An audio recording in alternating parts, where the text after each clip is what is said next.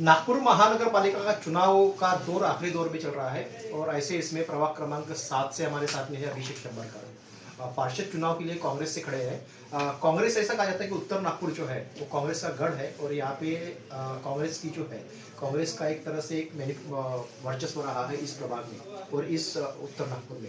हम उनसे बातचीत करेंगे कि आखिरकार मनपा की सत्ता हाथ में लेने के लिए वो कितने आश्वस्त है और यहाँ से कितने कांग्रेस के उनके पैनल के लोग चुनकर आएंगे। क्या लगता है कि महानगर पालिका का जो चुनाव है, राष्ट्रवादी कांग्रेस के साथ में आपका अलायंस था, वो अलायंस में रात में ही तोड़ दिया, ऐसा उनका आरोप है।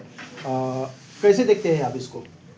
नहीं, वो झूठा आरोप है। एक्चुअली हम तो चाहते थे कि वो हमारे साथ में मिलकर लड़े, लेकिन वो जहाँ पर कांग्रेस का काम है, जहाँ पर कांग्रेस के पहले भी नगर सेवक रह चुके हैं, ऐसे प्रभागों से उन्होंने अपनी टिकटों की डिमांड किए, जो कि पॉसिबल नहीं था। इस वजह से ये अलायंस तोड़ने में आया। कांग्रेस जो है यहाँ का गढ़ है, कांग्रेस उत्तर नागपुर। कैसे देखते हैं आपको? आपके पैनल के कितने पार्षद निकलेंगे और आपकी क्या स्थिति है?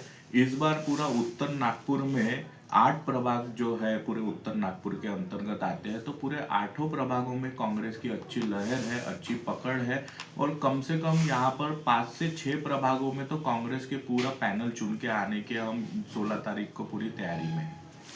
कितने पार्षद लगभग यहाँ से आएंगे आपको पूरे नागपुर से, ऐसा आपका ऑब्जर्वेशन है? देखिए, सबसे पहले तो कांग्रेस पार्टी ने इस बार 60 युवा चेहरों को, नए चेहरों को उम्मीदवारी दी है, जो पूरे नागपुर शहर में दमखम के साथ में विकास ठाकरे जी के नेतृत्व में और डॉक्टर नितिन राउत साहब इनके नेतृत्व में काम कर रहे हैं।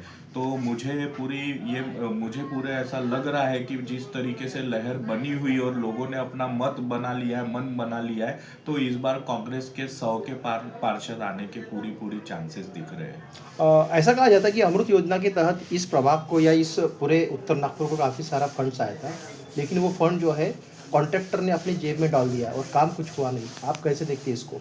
देखिए, अमृत योजना के तहत जो भी फंड आया था, तो वो फंड वापस भी कुछ डाइवर्ट भी कर दिया है कुछ और कामों में। कॉन्ट्रैक्टर का तो हमको नहीं मालूम, लेकिन हमको जितनी जानकारी मिली है अमृत योजना के तहत, तो वो बहुत सारा फंड जो है डाइवर्ट कर दिया गया है और जहाँ जो योजना में जो फंड लगने का, वो योजना में फंड नहीं मिला है।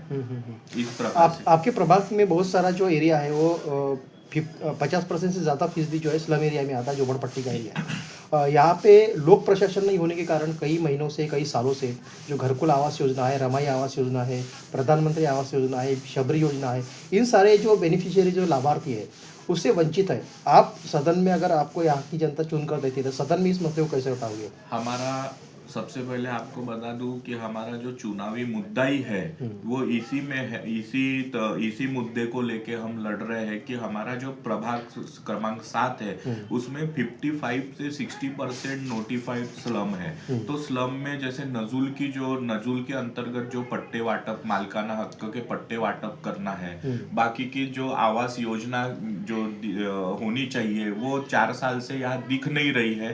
तो हमारा पहला विशेष ध्यान इसी के और रहेगा कि नजुल के जो भूखंड धारक है उनको उनके मालकी हक के पट्टे हम दिला के देंगे और बाकी आवास योजना का हम पूरी तरीके से यहाँ पे सभी को लाभान्वित करेंगे।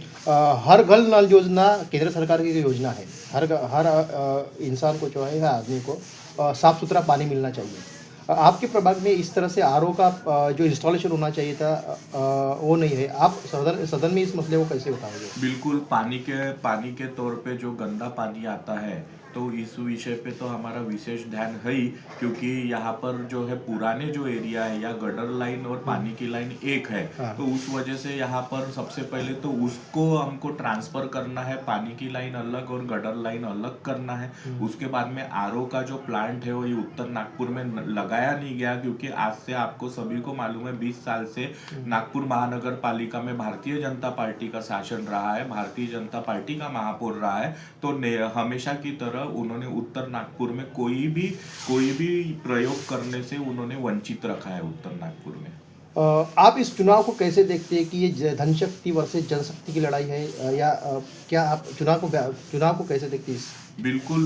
भारतीय जनता पार्टी के आप सभी को मालूम है कि प्रभाग 1 में कितना बड़ा बिल्डर यहाँ लड़ रहा है, प्रभाग 7 में भी इतना बड़ा बिल्डर, साथ में बहुत बड़े व्यापारी, होटल व्यवसायी जो है मेरे हमारे अपोज में जो लड़ रहे हैं। तो निश्चित ही ये एक नगर सेठ और नगर सेवक के बीच की लड़ाई यहाँ पर देखी जाएगी। आखिरी सवाल है, ऐसा कहा जाता है कि नागपुर महानगर पालिका का बजट जो है 3,000 करोड़ के आसपास है, लेकिन जिस तरह से आपके प्रभाग में हो या आपके एरियाज़ में है, हर जगह इंस्टॉलेशन चाहिए था सीसीटीवी का, वो नहीं है, साफ़ सुथरा पानी नहीं है, उसके साथ महिला की सुरक्षा को लेकर काफ़ी चिंतित है, हॉस्पिटल्स है डॉक्टर बाबा साहब अम्बेडकर, लेकिन उसको अनाउंसमेंट तो हुआ लेकिन अभी तक नींद फंड नहीं आया।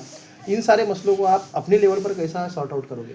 देखिए, जो भारतीय जनता पार्टी ने स्मार्ट सिटी करके जो 2012 से जो इन्होंने जो स्मार्ट सिटी का जो योजना ये नागपुर शहर में चालू की थी, लेकिन आज भी उत्तर नागपुर उससे वंचित है। आज स्मार्ट सिटी के अंतर्गत सीसीटीवी कैमरे, ई लाइब्रेरी और भी कई ऐसे जो चीजें हैं जो स्मार्ट सिटी के अंतर्गत आता है, लेकिन हमारे जो प्रभाग में है और खासकर उत्तर नागपुर में इन्होंने हमारे पूरे उत्तर नागपुर में दुर्लक्ष्य किया है। ना यहाँ पर प्रॉपर वे से सीसीटीवी कैमरे इंस्टॉल्ड है, ना यहाँ पे लाइब्रेरी में ई लाइब्रेरी इन्होंने बनाए है। तो हमारा जब हम चुनकर अगर आते हैं तो निश्चित ही हम सदन में ये आवाज उठाएंगे और जो भी स्मार्ट सिटी के अंतर्गत जो आता है वो हम इस प्रभाग में करके दिखाएंगे।